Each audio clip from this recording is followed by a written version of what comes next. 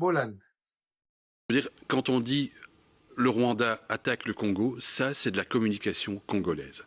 Point barre. Ça veut dire qu'on dénie au M23 le droit d'exister. Ça veut dire qu'on dénie aux Tutsis congolais le droit d'exister.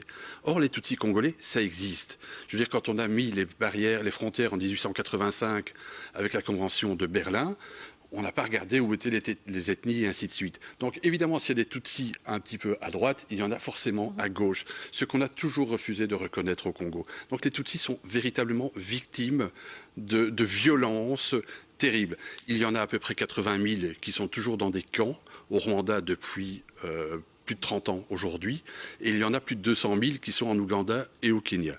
Ça, c'est une réalité. Donc quand le M23 dit, enfin quand les Tutsis congolais disent « nous, on a des droits et on veut vivre chez nous », ça me paraît relativement légitime.